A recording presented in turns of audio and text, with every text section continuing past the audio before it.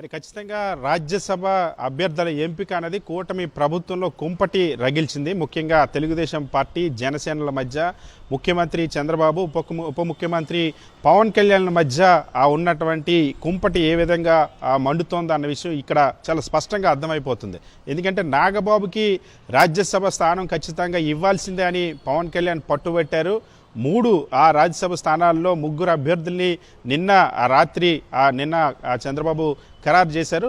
ఒకటి భారతీయ జనతా పార్టీ ఆర్ కృష్ణయ్యను తీసుకుంది. ఆర్ కృష్ణయ్య భారతీయ జనతా పార్టీ తరఫున రాజ్యసభకు బీజేపీ ప్రకటించింది. టీడీపీ జనసేనకి సంబంధించి 3 పార్టీలు పొత్తులో ఉన్నాయి కాబట్టి 3 స్థానాల్లో ఒకటి బీజేపీకి ఇచ్చారు కాబట్టి ఒకటి జనసేనకి ఇవ్వాల్సిందని పవన్ కళ్యాణ్ పట్టుబట్టారు. ముఖ్యంగా జనసేనలో తన అన్న నాగబాబుకి రాజ్యసభకి అవకాశం కల్పించాలని పవన్ కళ్యాణ్ తీవ్రంగా పట్టుబట్టారు. అయితే అటువైపు చంద్రబాబు మాత్రం ఇంకోవైపు నారా లోకేష్కి అత్యంత సన్నిహితుడు, నారా లోకేష్ వ్యవహారాలన్నింటిలో ఇన్వాల్వ్ అయినటువంటి వ్యక్తి. నారా లోకేష్తో పాటు ఆర్థిక వ్యవహారాలు ఎన్నికల సమయంలో చక్కబెట్టి తర్వాత కూడా ఇప్పుడు ప్రభుత్వంలో కూడా అంశాలన్నింటినీ కూడా చక్కబెడుతున్నటువంటి తూర్పుగోదావరి జిల్లాకు సంబంధించినటువంటి సానా సతీష్కి ఇవ్వాల్సిందే అని చెప్పి పట్టుబట్టారు. సో నారా లోకేష్ కోసం పవన్ కళ్యాణ్ అన్న అభ్యర్థిత్వాన్ని ముఖ్యమంత్రి చంద్రబాబు పక్కన పెట్టారు. అయితే పవన్ కళ్యాణ్ చాలా తీవ్ర స్థాయిలో పట్టుబట్టడం ఇది ఎటుదారి తీస్తుందన్న ఒక ఆందోళన ముఖ్యమంత్రి చంద్రబాబులో నెలకొంది. ఈ నేపథ్యంలో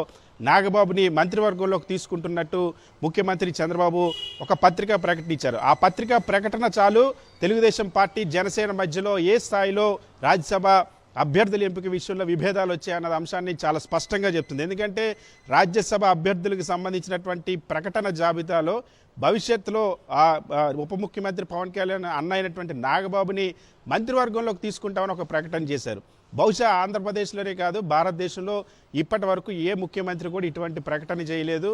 ఆంధ్రప్రదేశ్ రాష్ట్రంలో కూడా గతంలో 3 సార్లు ముఖ్యమంత్రిగా పనిచేసినటువంటి చంద్రబాబు ఇప్పుడు 4వ ముఖ్యమంత్రిగా పనిచేస్తారు. ఎప్పుడు కూడా ఇటువంటి పరిస్థితి రాలేదు.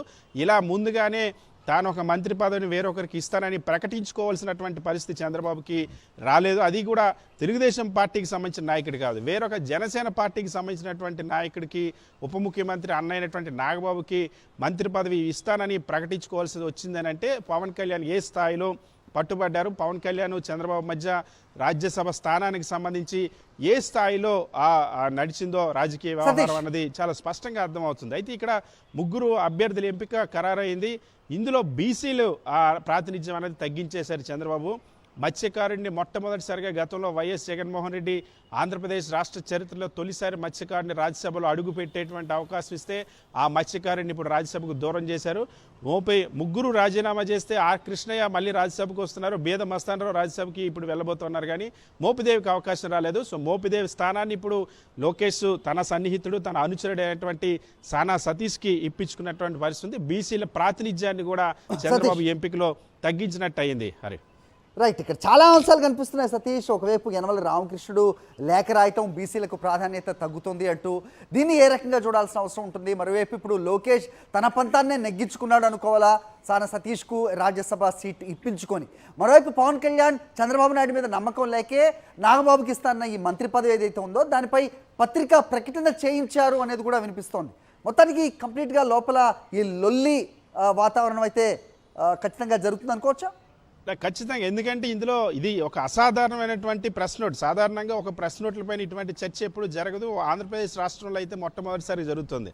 ఎందుకంటే ఎప్పుడైనా సరే మంత్రివర్గ అన్నది పూర్తిగా ఏ రాష్ట్రంలో అయినా సరే ఒక ముఖ్యమంత్రికి ఉండేటువంటి ఒక పూర్తి విచక్షణ అధికారం. అది మంత్రిగా ఎవరిని ప్రకటిస్తారనేది గవర్నర్కి నేరుగా పంపిన తర్వాత మాత్రమే అది జాబితా కూడా బయటకు వచ్చేటువంటి సందర్భాలు ఉంటాయి. కానీ ఇక్కడ రాజ్యసభ అభ్యర్థుల ఎంపికలో మంత్రివర్గ స్థానాన్ని గురించి ప్రకటించాల్సి వచ్చిందంటేనే ఏ స్థాయిలో ఇక్కడ రాజకీయ విభేదం వచ్చిందో ఈ రాజ్యసభ స్థానానికి సంబంధించిన అంశం. అయితే వాస్తవానికి భవిష్యత్తులో నాగబాబుని మంత్రి పదవి ఇస్తానని మాట చెప్పినప్పటికీ కూడా పవన్ కళ్యాణ్ దాన్ని నమ్మలేదు అన్న విషయం అయితే అర్థమవుతుంది. నాగబాబు కానీ పవన్ కళ్యాణ్ కానీ బాబు షూరిటీ భవిష్యత్తు గ్యారంటీ అన్నారు. అయితే బాబు షూరిటీ ఇస్తే గ్యారంటీ ఉండదన్న అనుమానం పవన్ కళ్యాణ్ కూడా వచ్చినట్టుంది. అందుకోసమనే రాజ్యసభ అభ్యర్థుల ఎంపికలో కూడా నాగబాబుకి మంత్రి పదవి ఇవ్వాలన్న ఒక ప్రకటన చేయించుకోవాల్సినటువంటి పరిస్థితి, ప్రకటన చేయించినటువంటి పరిస్థితి. ఎందుకంటే నాగబాబు రాజ్యసభ స్థానం కోసం పవన్ కళ్యాణ్ చాలా తీవ్రంగా ప్రయత్నించారు.